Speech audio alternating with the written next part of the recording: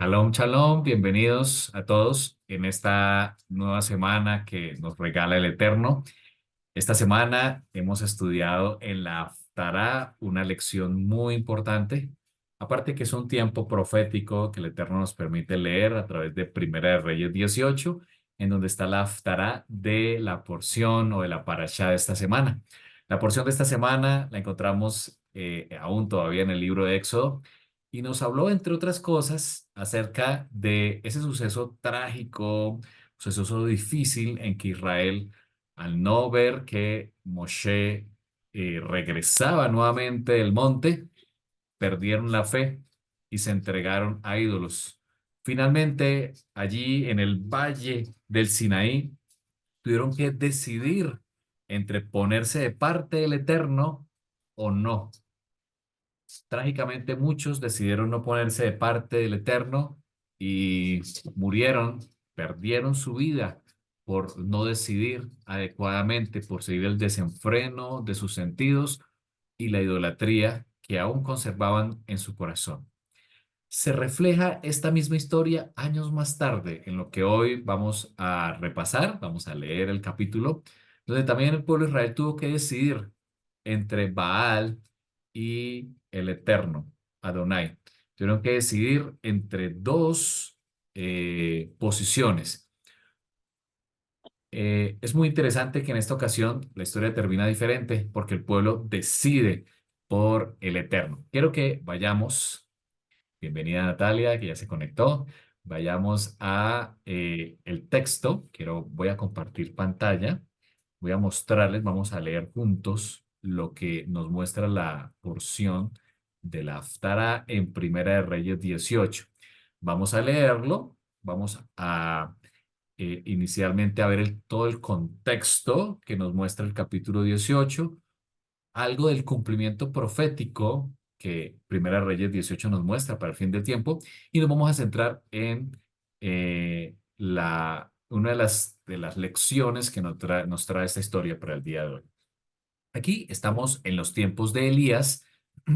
Ahab, o más conocido como Acab, era el rey sobre Israel.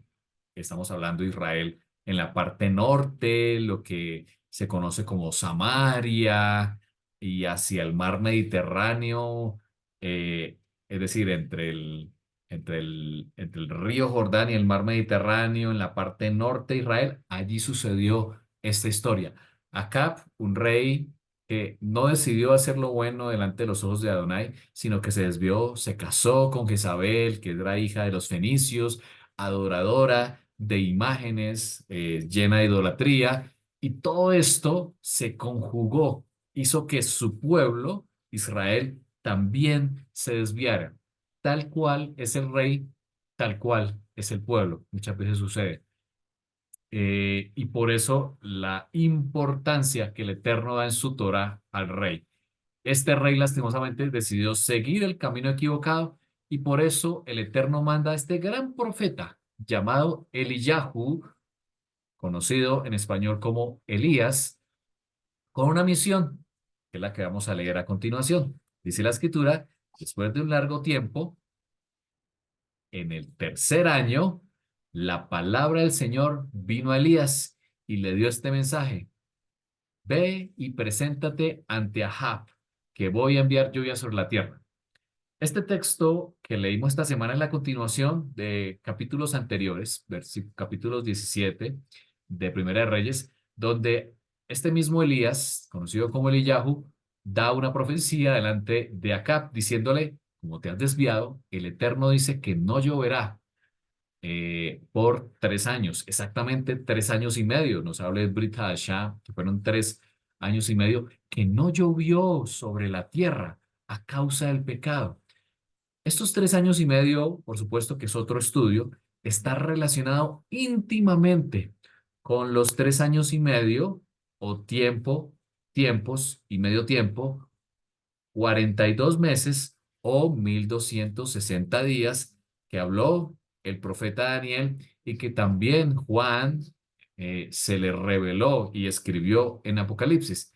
Tiempo donde habrá angustia, donde así como aquí faltó la lluvia, faltará la Torá, habrá escasez de la Torá, habrá persecución de los profetas del Eterno, tal como pasó aquí en Primera de Reyes 18, donde tuvieron que esconderse en cuevas, huir, como lo hizo Elías durante bastante tiempo, durante varios meses en el arroyo de Kerit, donde tuvo que esconderse para evitar esa persecución y muerte. Un panorama que nos muestra Primera Reyes 17 y 18 muy parecido a lo que leemos en Apocalipsis capítulo 11, donde se muestra que uno de los dos testigos, que ya hablamos anteriormente, tiene características de Elías.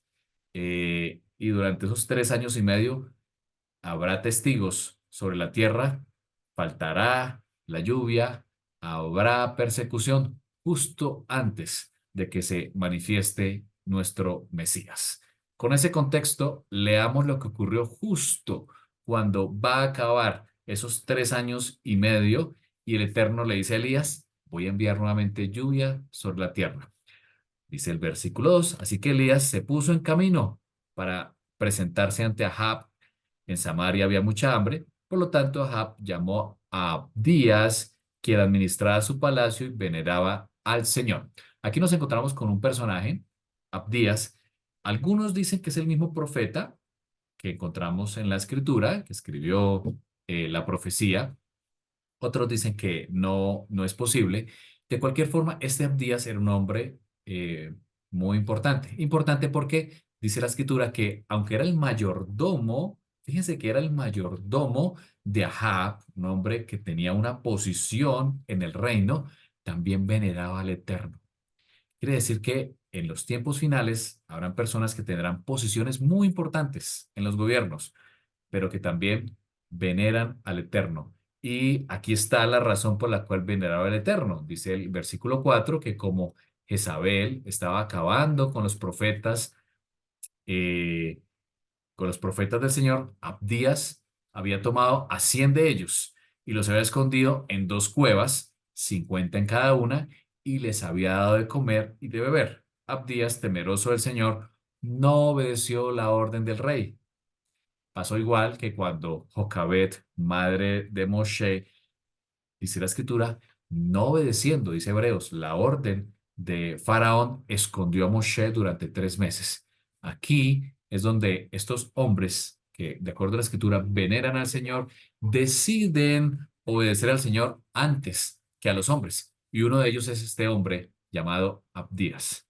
Ahab instruyó a Abdías diciéndole, recorre todo el país en busca de fuentes y ríos. Por supuesto, 3 años de sequía debieron ser muy duros. Por ejemplo, en nuestros países de esta parte de la tierra estamos viviendo tiempos de sequía. Hace poco, a principio de año, en nuestro país, Colombia, vivimos una sequía muy importante, a tal punto que hubo incendios, se secaron los estanques, riesgo de racionamiento de agua, y solo eso fue un par de meses máximo. Ahora, imagínense lo que sucedería si fueran 3 años y medio de sequía. Por supuesto, por eso aquí Ahab le dice a Abdías que recorra el país en busca de fuentes y ríos. Dice él, tal vez encontremos pasto para mantener vivos los caballos y las mulas y no perdamos nuestras bestias. Aquí se ve, por supuesto, la actitud del rey Ahab, donde a pesar de que su pueblo moría de sed, estaba pensando en sus caballos y en sus mulas para que no se murieran. Por supuesto, todos los valores estaban en orden invertido a través de este rey, a través del reinado del rey Ahab. Así que dividieron la tierra que iban a recorrer. Ahab se fue en una dirección y Abdías en la otra dirección. Y Abdías iba por su camino cuando Eliyahu le salió al encuentro. Al reconocerlo, Abdías se postró rostro en tierra y le preguntó, mi señor Elías, ¿de verdad?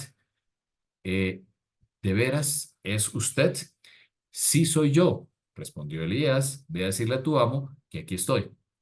¿Qué mal ha hecho este servidor suyo? Preguntó Abdías, para que usted me entregue a Ahab y él me mate. Tan cierto como vive el Señor su Dios, que no hay nación ni reino donde mi amo no haya mandado buscarlo. Aquí se muestra que el rey Ahab tenía poder incluso sobre los reinos circundantes porque les había pedido jurar que no estaba Elías en sus territorios. Y quienes afirmaban que usted no estaba allí. Él los hacía jurar que no los había encontrado. Y ahora usted me ordena que vaya a mi amo y le diga que usted está aquí. ¿Qué sé yo a dónde lo va a llevar el Espíritu del Señor cuando nos separemos? Si voy y le digo a Ahab que usted está aquí y luego él no lo encuentra, me matará. Tenga usted en cuenta que yo, su servidor, he sido fiel al Señor desde mi juventud. ¿No le han contado a mi señor lo que hice cuando Jezabel estaba matando a los profetas del Señor? Pues escondí a 100 de los profetas del Señor en dos cuevas, 50 en cada una, y les di de comer y de beber. Y ahora usted me ordena que vaya a mi amo y le diga que usted está aquí. De seguro, dice él, me matará. Cambio aquí de mouse. Ahora sí. Elías le respondió, tan cierto como vive el Señor Dios Todopoderoso a quien sirvo, te aseguro que hoy me presentaré a Ahab. Abdías fue a buscar a Ahab y le informó lo sucedido. Así que este fue al encuentro de Elías. Y cuando lo vio, le preguntó, ¿eres tú el que está causando problemas a Israel? Fíjense la pregunta que hace el rey a Acab a Elías, diciéndole, ¿eres tú el que le está causando problemas a Israel? Cuando nuestra escala de principios está invertida, hacemos preguntas que parecen imposibles de entender. ¿Realmente quién era el que le estaba causando problemas a Israel? Era Acab, al irse a través de la idolatría, de la adoración a otros dioses y causar asimismo que Israel, su pueblo, también se desviara en la idolatría, habían causado la sequía que ha sido advertida por el Señor a través de Elías. No era Elías. Ahora, como Acab estaba de lleno, estaba metido en su idolatría. Él pensaba que era que los dioses estaban enojados porque Eliyahu o Elías vivía y por eso habían traído la sequía. La escala de principios estaba totalmente invertida. Ahora, ¿será que nosotros podemos estar cayendo en este error? ¿Será que nuestras congregaciones están cayendo en este error cuando se culpa a alguien de los problemas? Y quizás ese alguien más bien está trayendo luz para las personas que están allí. Esto pasó en Israel. Fíjense la respuesta de Elías. No soy yo el que le está causando problemas a Israel, respondió Elías. Quienes los que los causan son tú y tu familia, dice Elías. ¿Por qué? Porque han abandonado los mandamientos del Señor y se han ido tras los Baales. ¿Cuál era el problema? Abandonar los mandamientos del Señor, dice su escritura. Cuando abandonamos los mandamientos, vienen las consecuencias. Decisiones, decisiones, es el título del tema de hoy. Ahora convoca de todas las partes del pueblo de Israel para que se reúna conmigo en el monte Carmelo con los 450 profetas de Baal y los 400 profetas de la diosa Aserá que se sientan en la mesa de Jezabel. Aquí viene la convocatoria para reunirse en el monte Carmelo. Dice la escritura que Acab convocó en el monte Carmelo a todos los israelitas y a los profetas. Vamos a ubicarnos espacialmente dónde está el Monte Carmelo. Yo traje aquí un mapa de Google Maps. Aquí me voy a alejar un poquito para que ustedes lo vean. Aquí estamos en la región del Medio Oriente. Tenemos el mar Mediterráneo hacia el occidente. Aquí justo tenemos a Israel, donde está rodeado. Este es un mapa actual, en el Líbano en el norte. Aquí vemos a Siria. Aquí vemos más abajo a Jordania y que vemos Israel con Egipto hacia el sur. Aquí vemos el famoso Mar Muerto y hacia el norte el río Jordán con el lago famoso del Mar de Galilea, muy famoso por nuestro Mesías Yeshua.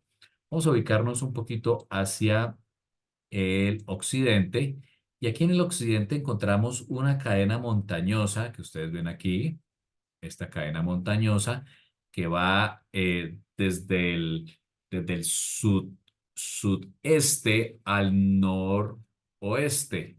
Esta cadena montañosa llega hasta la ciudad de Haifa, hoy actualmente el límite con el mar Mediterráneo. Justo al lado de esta cadena montañosa está lo que se llama el Valle de Jezreel, el famoso Valle de Jezreel, que es toda esta zona.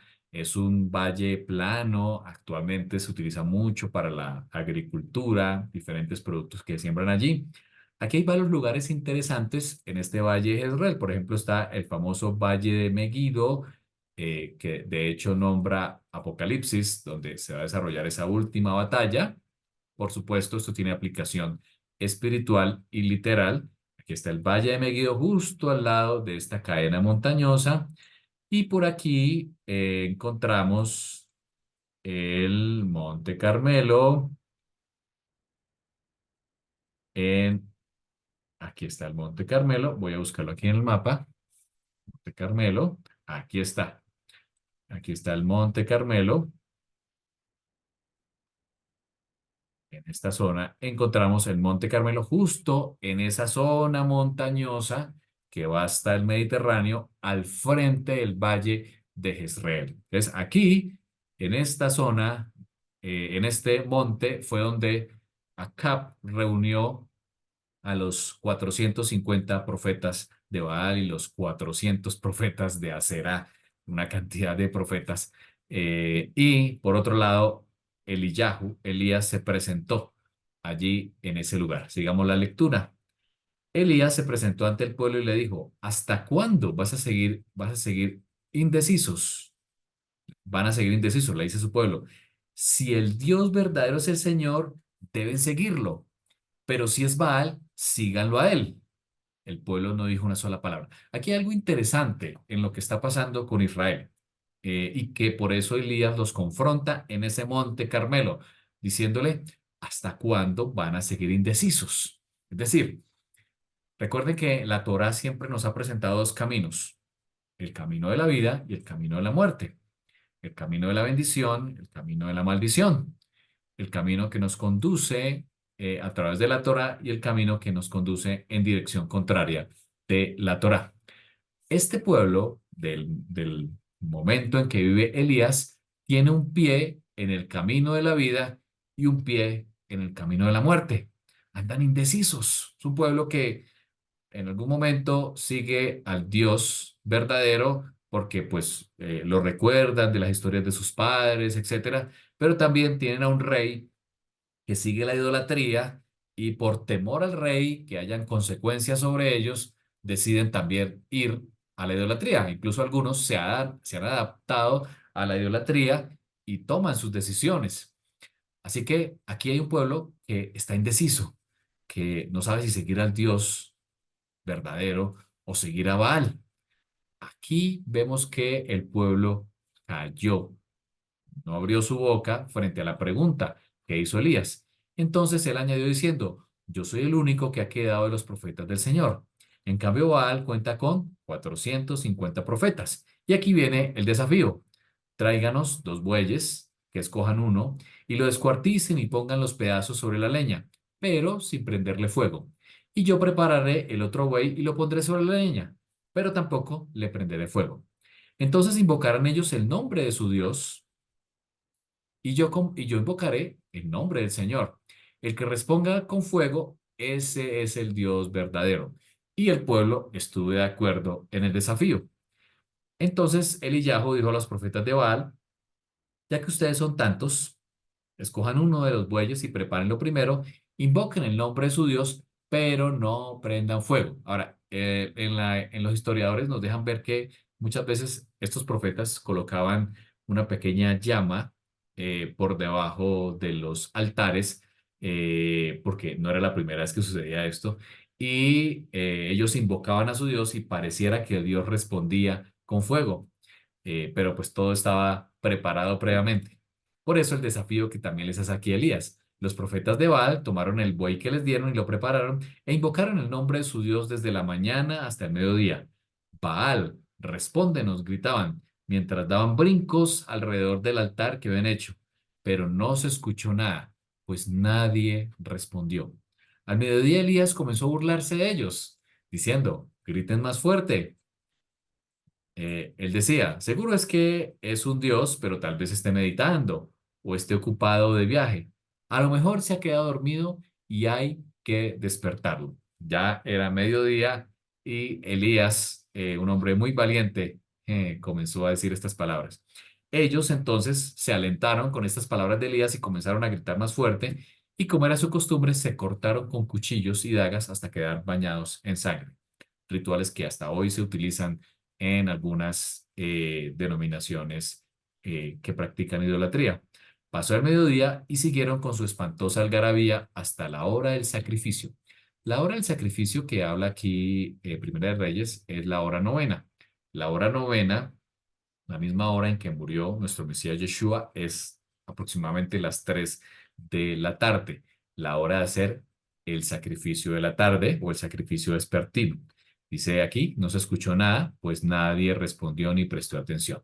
Aquí Elías, conocedor de la Torá y conocedor de lo que el Eterno había mandado hacer, sabiendo que era el momento del sacrificio de la tarde, pidió parar la algarabía de los profetas y dice la escritura que dio un paso adelante para ofrecer este sacrificio a la misma hora que en el templo allá en Jerusalén se iba a sacrificar el sacrificio vespertino a través de un animal con algunas características muy especiales en su pureza.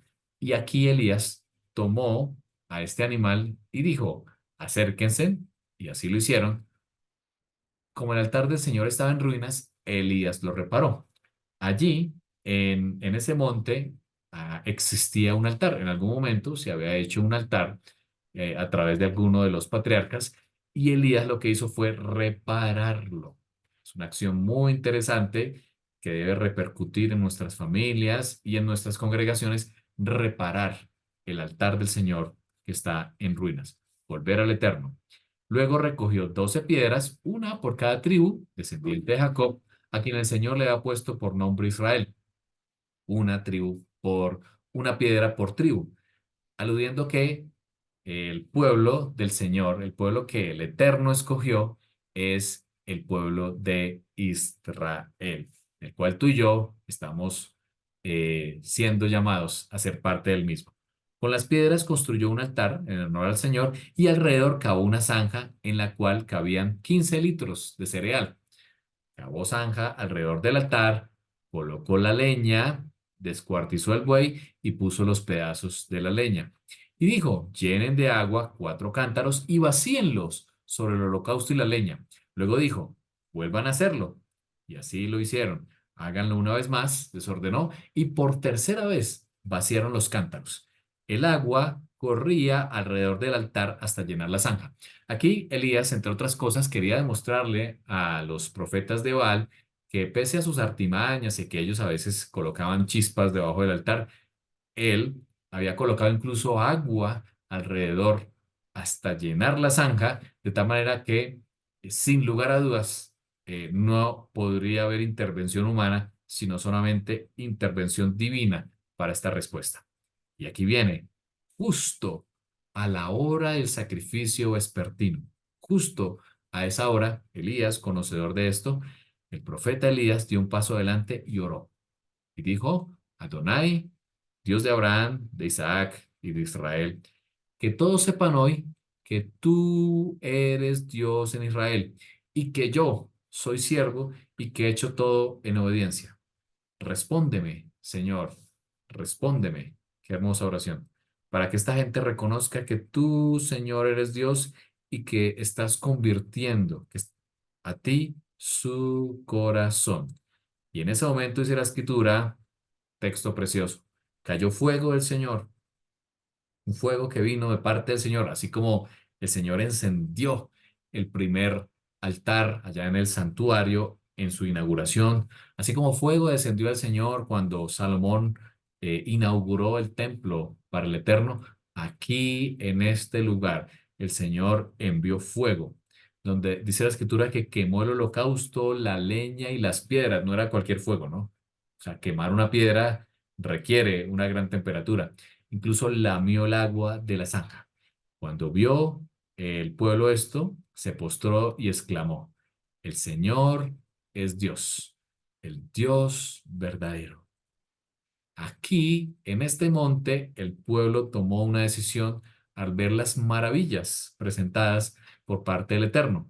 La consecuencia, al igual que pasó en el Éxodo, Elías ordenó, agarren a los profetas de Baal, que no escape ninguno, y tan pronto como los agarraron, Elías hizo que los bajaran al arroyo, o sea, bajaron de la montaña al arroyo de Quizón, que está bordeando allí el Carmelo, y allí los ejecutó. ¿Por qué? Porque era una orden de la Torá la muerte de aquel que hace idolatría y no hay arrepentimiento en su corazón. Recuerden, es un pecado de muerte, que ninguno está a salvo. Solamente cuando creemos en el Mesías Yeshua, Él nos salva del pecado de muerte. Dice que Elías le dijo a Acab, toma, anda a tu casa y bebe, porque ya se oye el ruido de un torrentoso aguacero. Y aquí viene el desenlace de la historia, donde Elías ora, dice la escritura, para que venga la lluvia. Dice así, Acab se fue a comer y beber, pero Elías subió a la cumbre nuevamente del Carmelo y se inclinó hasta el suelo y puso el rostro entre sus rodillas. Ve y mira hacia el mar, le ordenó su criado. El criado fue y miró y dijo, no se ve nada. 7 veces le ordenó Elías que fuera a ver. Y a la séptima vez el criado informó, desde el mar viene subiendo una nube. Es tan pequeña como una mano. Esto es un símbolo también de la venida del Mesías. Entonces Elías le ordenó, ve y dile a Ahab, engancha el carro y ve antes de que la lluvia te detenga. Aquí termina el episodio con el regreso de la lluvia en una nube pequeña. De hecho, Mateo nos habla que eh, habrá una señal en el cielo donde el Mesías volverá, la señal del Hijo del Hombre, y vendrá con las nubes. O sea, las nubes van a ser una señal de la venida del Mesías, justo después de los 3 años y medio, tal cual como nos nombra también la profecía de los 3 años y medio, justo antes de la venida del Mesías. Aquí el Eterno nos está invitando a tomar decisiones correctas.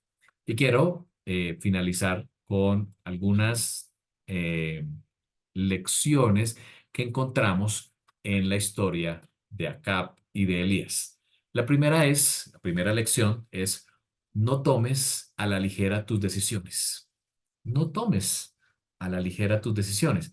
Y traigo el texto de Primera Reyes 16:31, un poco antes del que leímos hoy, hablando de Acab, diciendo, porque le fue cosa, perdón, colocamos aquí el puntero, porque le fue ligera, aquí está la palabra, ligera cosa, andar en los pecados de Jeroboam, hijo de Nabat, y tomó por mujer a Jezabel, hija de Edbaal, rey de los Sidonios, y fue y sirvió a Baal y lo adoró. Fíjense lo que hizo acá, como nombre de la Biblia. Le fue ligera cosa andar en los pecados de Jeroboam.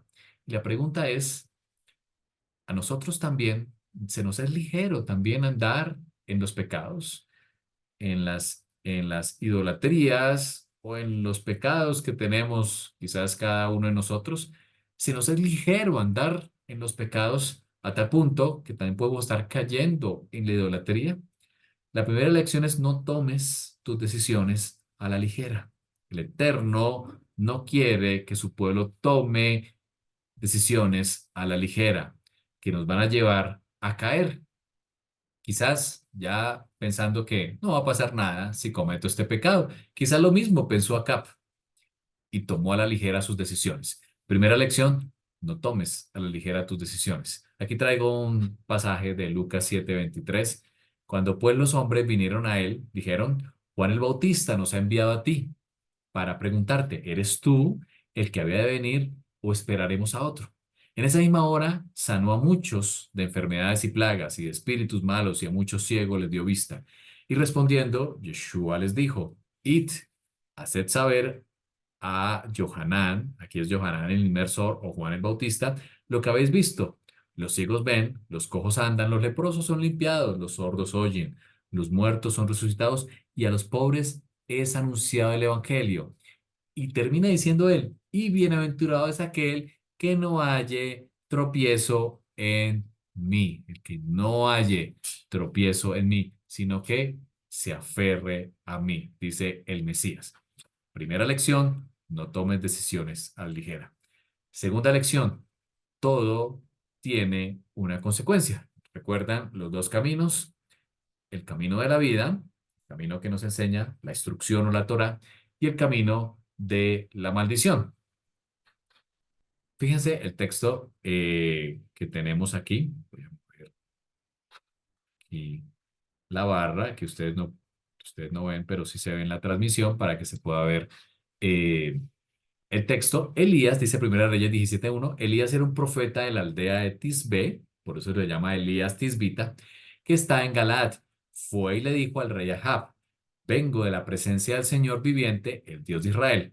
Por su poder, te aseguro que ni lluvia ni rocío caerán en los próximos años hasta que yo dé la orden. Aquí vemos claramente que la consecuencia de la idolatría fue que no hubo lluvias en la tierra. Por supuesto, la lluvia es una bendición. Oramos para que hayan lluvias. Y de hecho, las lluvias tempranas del otoño y las lluvias tardías de la primavera son las que hacen que los campos puedan dar lluvias. De hecho, allí en Israel dependen de las lluvias para que haya producción agrícola.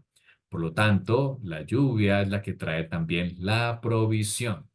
Y hay una consecuencia cuando hay idolatría. Y es, en este caso, no hubo lluvias durante 3 años y medio, 1260 días, no hubo lluvia en la tierra por causa del pecado. Vamos a ir adelante. Dice Jeremías 21:8, diciendo, y le contarás a este pueblo que el Señor dice, voy a poner frente a ustedes dos caminos. Bien, así como en Deuteronomio se le dice a su pueblo, pongo delante de ti la bendición y la maldición. Aquí Jeremías está diciendo, inspirado por el Eterno, voy a poner frente a ustedes dos caminos entre los que tendrán que escoger, el camino de la vida y el camino de la muerte. Esta porción del Haftará se trata de decisiones. Decisión que tomó Acab, la decisión que tomó Elías, la decisión que tomó el mismo Abdías al esconder a los profetas del Señor y más tarde la decisión que tomó el mismo pueblo al ver la maravilla del Eterno y ir a, a ir o obedecer al mismo Eterno. Apocalipsis 3:15 describe a una de las Keilah, congregaciones o iglesias, que es la Odisea, con la misma situación en la que encontró este pueblo. Este pueblo estaba, dice él, la escritura, que dudaban entre seguir a Baal o seguir al Eterno, es decir, tenían un pie en la idolatría y otro pie buscando el Eterno. Quizás una situación similar a la que estén atravesando nuestras congregaciones. Por eso Apocalipsis 3:15 dice, sé todo lo que haces, que ni eres frío ni caliente. Sería bueno que fueran lo uno o lo otro, muy parecido a como Elías le dice al pueblo, escogeos. Josué también, al conquistar la tierra, le dijo a su pueblo, escogeos a quien sirváis y a los dioses que sirvieron vuestros padres allá en Egipto, o a los dioses de los amorreos a cuya tierra estás, dice él, pero yo y mi casa serviremos a Adonai. Aquí también en Apocalipsis se muestra un pueblo muy similar. Aquí hay una característica de un pueblo que titubea entre seguir al Eterno y seguir a Baal. Dice él, como eres tibio, no frío ni caliente, te voy a escupir de mi boca. Un texto bien difícil que el mismo Eterno está diciendo. Cuando titubeas, cuando andas con un pie en cada camino, como eres tibio, te vomitaré de mi boca. El Eterno anhela un pueblo que se comprometa con la instrucción, con el camino. Y el camino es Yeshua. La tercera lección que encontramos en la porción del Haftará es la siguiente: no culpes a los demás por tus decisiones. Aquí vemos que hay culpas entre unos a otros. Dice el texto de Primera Reyes 18, 17 y 18. Cuando lo vio, aquí estamos hablando de Acab, le dijo: ¿eres tú el hombre que causa tantos problemas en Israel? Acab le estaba echando la culpa a Elías por los problemas que había en Israel, la falta de lluvia.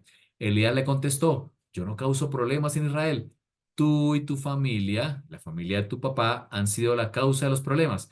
Cometiste un gran error cuando dejaste de obedecer lo que dice el Señor y comenzaste a seguir dioses falsos. No podemos culpar a los demás por las decisiones que nosotros tomamos. Eso lo vemos desde el Edén, cuando Adán dice: la mujer que me diste por compañera, y Eva dice: la serpiente me engañó y pequé.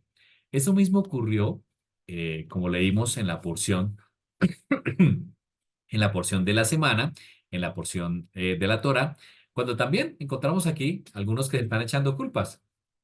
En la ocasión de la adoración del becerro de oro, el pueblo vio que Moshe se estaba demorando en bajar del monte. Así que se reunieron alrededor de Aarón y le dijeron: ven y haznos un Dios para que nos guíe, porque no sabemos qué le pasó a Moshe, el hombre que nos sacó de Egipto. Aquí hay algo muy interesante. El pueblo consideraba a Moshe, lo comentábamos con mi esposa anoche, lo consideraban a Moshe como la imagen visible del Dios invisible. Era Moshe el que revelaba la palabra del Eterno.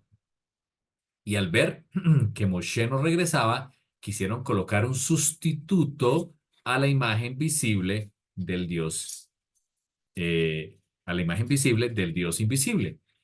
¿Quién es, de acuerdo a la Brit Hadashah, al Nuevo Testamento, la imagen visible del Dios invisible? Es Yeshua. El pueblo estaba buscando un sustituto al Mesías y por eso buscó hacer este becerro de oro. Por eso Yeshua dijo: el que me ha visto a mí, ha visto al Padre. Él es la imagen visible del Dios invisible. En los últimos tiempos, dice Apocalipsis capítulo 13, que se hará una imagen de la bestia que muestra Apocalipsis 13 para que todos le adoren. Siempre el pueblo está buscando un sustituto de la imagen visible del Dios invisible. Tú y yo debemos anclarnos en el Mesías, quien es el que nos muestra al Padre, el único camino que nos lleva a Él. Aarón le dijo al pueblo: quítenle los aretes de oro que sus esposas, hijos e hijas tienen y tráiganmelos. Seguimos leyendo aquí. Moshe le preguntó a Aarón: ¿qué te hizo este pueblo para que los hayas llevado a cometer un pecado tan grande? Aarón respondió: Señor, no te enojes conmigo. Tú sabes que este pueblo siempre está dispuesto a hacer el mal. Ellos me dijeron: haznos un Dios para que nos guíe, porque no sabemos qué le pasó a Moshe, el hombre que nos sacó de Egipto. Entonces yo les dije: si alguien tiene oro, quíteselo y entréguemelo. Luego lo arrojé en el fuego y salió este becerro. No podemos culpar de nuestras decisiones a otros. Debemos asumir nuestras decisiones y buscar al Eterno, entre tanto que está. Buscar al Eterno y seguir el camino correcto.